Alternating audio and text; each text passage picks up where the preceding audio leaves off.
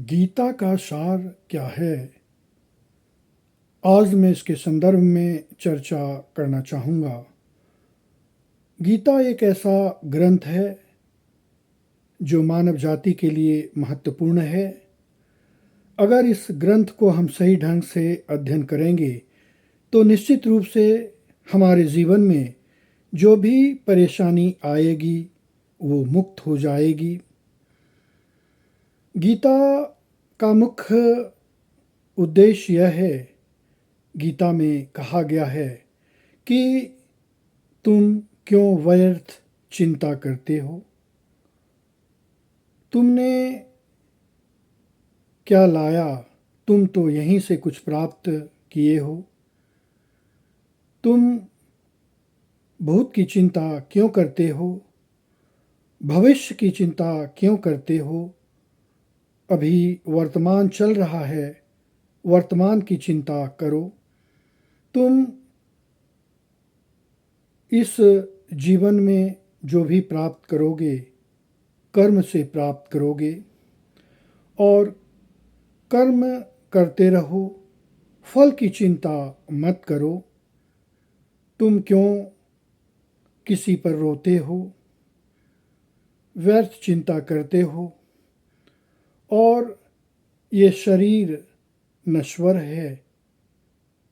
जीवन का उद्देश्य ये होना चाहिए कि जीवन में कुछ ऐसा कर दो जो समाज में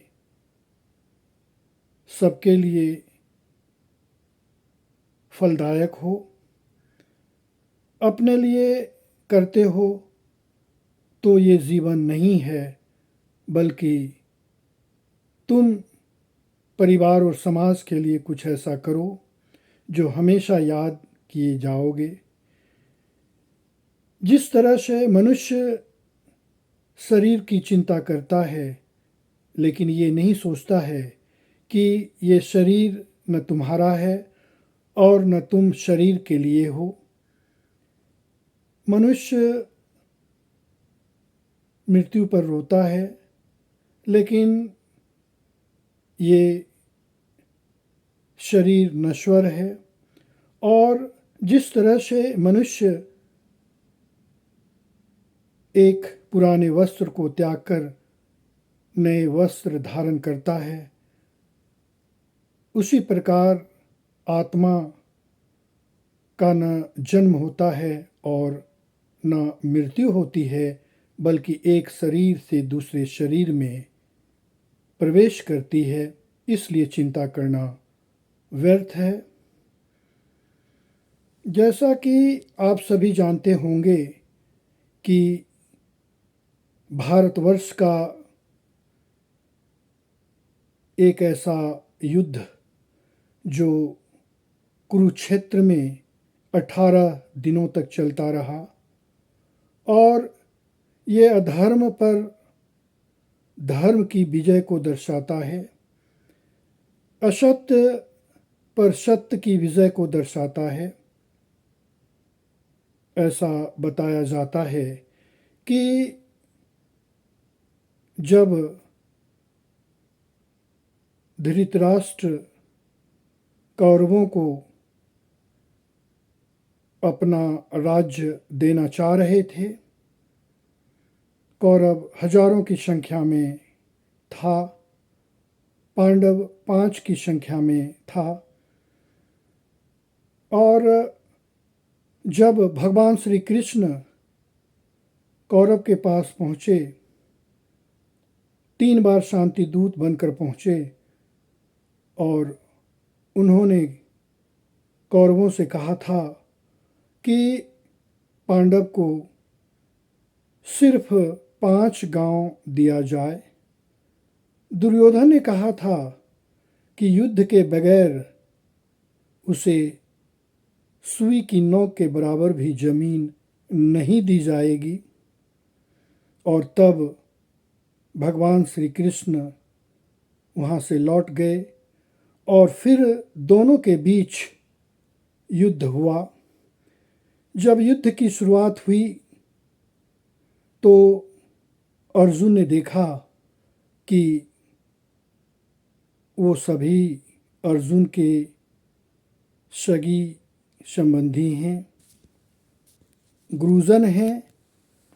तब अर्जुन ने कहा कि मैं कैसे उनके विरुद्ध युद्ध करूँगा।